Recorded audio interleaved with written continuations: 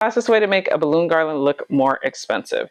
You're going to turn a $50 install into a $300, $400 install just by adding this one element. And one of the things that people don't realize is a lot of times when people are looking for balloon garlands or looking for arches, even though they mean garland, they also want a backdrop. This backdrop, on the other side of it, it's a checkered print. So all I did was turn the wood around and then stapled the grass to it. So that's one way to do it. You can repaint them. You can cover them with wallpaper. The checker print is actually just a wallpaper that I put on the wood, which is really, really simple. So those are a couple ways that you can repurpose a backdrop that you already have, so you're not going out and having to either hire somebody to make one for you or having to make one on your own yourself.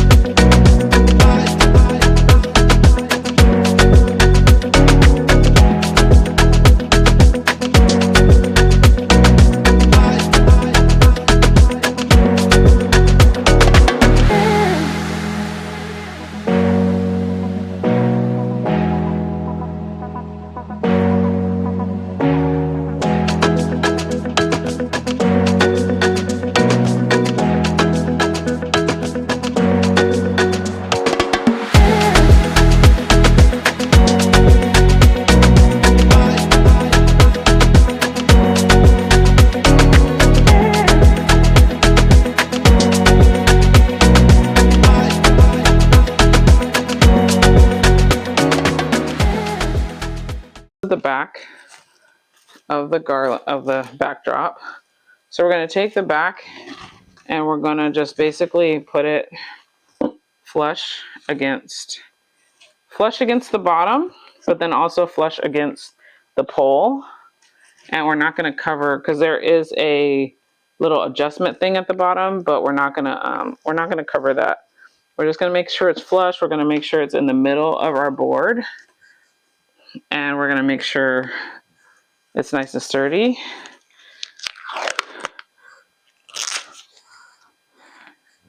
And then we're just going to get some handy dandy duct tape. You can use Gorilla Tape. And I like to start at the top. So we're just going to put a little bit over here and then tuck it in. And then put that there. That's not good. Okay. And so we're basically going to keep doing this technique all the way down. And you want to do like maybe every 2 inches, 3 inches. You want to get a big piece of duct tape or Gorilla Tape. Do not use painter's tape for this. This is not something that you want to, and you want to make sure your surface is clean. If it's just the wood, awesome. If it's painted, you just want to make sure there's no dust, and you just want to, a couple inches away, you know, get it nice and tucked in.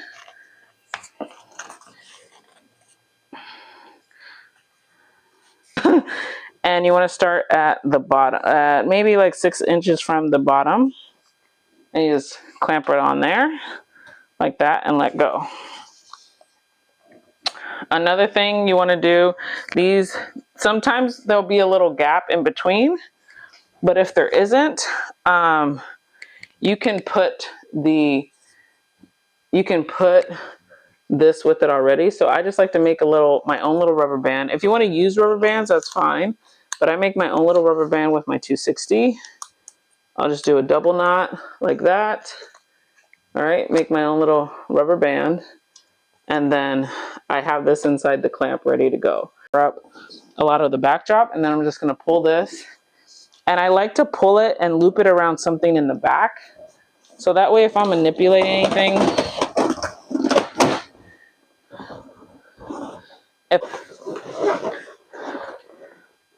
find it where it looks nice. And then again, you're gonna attach this something in the back with this top balloon right here. Oh, it's moving.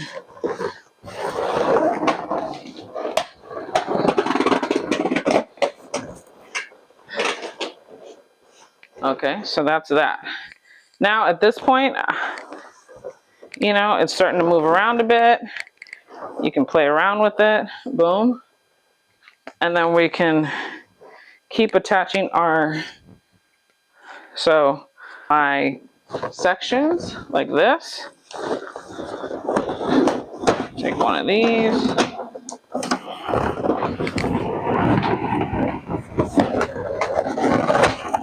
And one of these. And then next I'm going to connect to the backdrop. So I'm going to find this. That around there. If I know I'm already at the top, I like to connect my top first.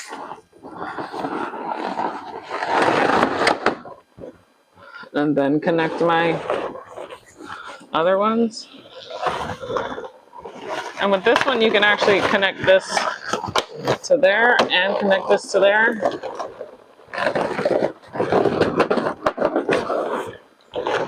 There. So that way it is a little better together. So that forgot to turn on my mic. So right now I am showing you how to make dumbbells. I call them dumbbells because you want to double tie one end of a 260 to a quad of 5-inch, and then on the other end you're going to also tie a quad to the 260, and it kind of makes it look like a dumbbell. So I call this the dumbbell method. Oh yeah.